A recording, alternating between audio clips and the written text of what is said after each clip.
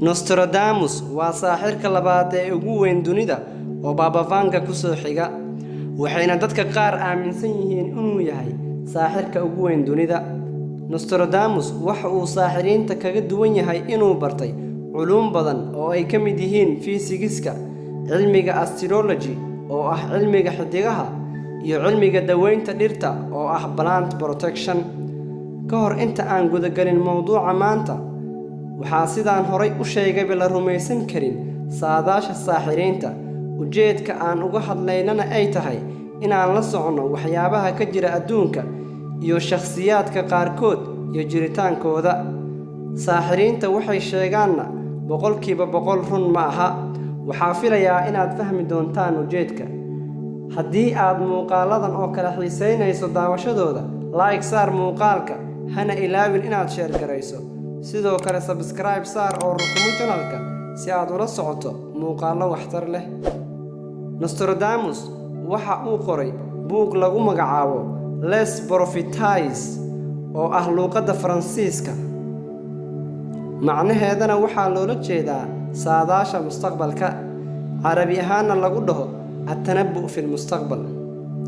Waxa uu buugan kaga hadlay saadaasha mustaqbalka iyo dhacdooyin badan uu sheegay inay dhici doonaan. Buugan ayaa markii ugu horeysay la daawacay 1555. Waxyaabaha uu saadaaliyay sanadka 2020 iyo sanadaha soo socda waa kuwa dunida aad looga yaabay. Asaga iyo Baba Vanga waxay isku mid ka yihiin waxyaabaha ay ka sheegeen Donald Trump iyo Vladimir Putin oo ah inay bixi doonaan. Sidoo kale wuxuu sheegay in Ruushka uu dhagax kor uga soo dhici doono, waxaana la aaminsan yahay in dhagaxan uu yahay midkii sanadkii 2013 Ruushka ku soo dhacay una geystay dhibaato badan. Sidoo kale Nostradamus wuxuu sheegay in Mareykanka uu dhumin doono awoodda dunida uu hadda ku leeyahay, wuxuuna sheegay inay midoobi doonaan Ruushka iyo Shiinaha. Waxa uu buuggiisa kaga faallooday dagaalka saddexaad ee dunida cidda bilaabi doonto iyo sida uu u dhici doono. Waxyaabaha cajiibka ah uu sheegay waxaa ka mid ah in dagaalka saddexaad ee adduunka wadamada gaalada kaligooda inay isku dagaali doonaan, iskuna baabi'in doonaan. Nostradamus waxa uu saaxiriinta kale kaga duwan yahay inuusan sheegin wax taariikh ah, kaliya waxa uu tilmaami jiray dhacdooyinka iyo qaabkooda. Nostradamus waxyaabaha uu saadaaliyay ee dhacay waxaa ka mid ah dagaalkii koowaad ee adduunka iyo dagaalkii labaadba. Xataa wuxuu sheegay noocyada hubka la isticmaali doono iyo in taangiyada iyo hub kiimiko ah la adeegsan doono dagaalka labaad ee adduunka. Wuxuu kaloo saadaaliyay Nostradamus soo ifbixidda kaligii taliyihii Hitler iyo dhicitaanka iyo burburka Shuuciyada iyo dilkii qorshaysnaa ee shirqoolka ahaa oo lagu dilay John Kennedy oo ahaa madaxweynihii 35aad ee Mareykanka, iyo sidoo kale inuu dhici doono xukunka Kim Jong-un, madaxweynaha Kuuriyada Waqooyi. Dagaalka saddexaad ee dunida waxaa bilaabi doona sida uu sheegay Nostradamus Ruushkana waxa uu duulaan 3 jiha ah ku qaadi doonaa Yurub. Waxaa heshiis gali doona Ruushka iyo Shiinaha. Ruushka waxa uu dhulka la simi doonaa wadamada Scandinavian-ka. Waxaa imaan doonta maalin ay Sweden Ruushka ugu baaqi doonaan nabad iyo dagaalka in la joojiyo. Hadalkan mid la mid ah waxaa dhahay saaxiriin fara badan. Shiinaha waxa uu bilaabi doonaa inuu qallaaso ka bilaabo wadamada Carabta. Markay meeshaas marayso, Mareykanka waxa uu gantaal u soo diri doonaa Yurub, balse Shiinaha ayaa ka hor istaagi doona gantaalkaas. Intaas kadib, China waxa uu qallaaso kale ka bilaabi doonaa Alaska iyo Canada.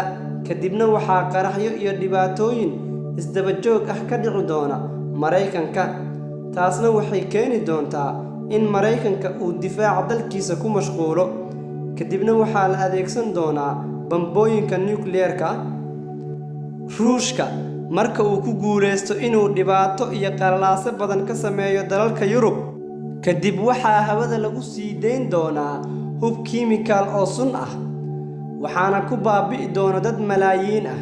geedaha oo dhan way qalali doonaan dadka dunidana tiradooda aad ayay u soo yaraan doontaa kadib waxaa la geli doonaa heshiis waxaana heshiiska saxiixi doona Ruushka waxa uuna burburin doonaa xiriirka saaxiibtinimada ah ee uu la galay Shiinaha wuxuuna Ruushka ku soo jeesan doonaa Shiinaha waxaa qarxi doona dagaal kale oo ay ku dhammaan doonaan dad badan dagaalkana waxa uu u dhaxayn doonaa wadamada gaalada ah muslimiintana kor ayay ka fiirsan doonaan sidoo kale Nostradamus waxa uu sheegay in meelo badan oo ka mid ah Mareykanka iyo Mexico iyo Chile iyo Santiago ay ka dhici doonaan dhul gariiro xoog badan iyo dabaylo duufaan wata sanadkan waxa uu sheegay in Donald Trump uu sanad dhib badan ku naqan doono waxa uu sidoo kale sheegay in bani aadanka uu fursad u heli doono inuu booqasho ku tago meereeyaal kale waxa uu sidoo kale yiri sanadkan 2020 boqor ayaa kursiga ka kici doona oo ay dadku qaar ku macneeyeen boqortooyada Ingiriiska waxa sidoo kale dadka qaarna ay sheegeen in Ingiriiska kaliya aysan qasab ahayn inuu noqdo waxa suurtagal ah in ay noqoto boqortooyooyinka Denmark iyo Luxembourg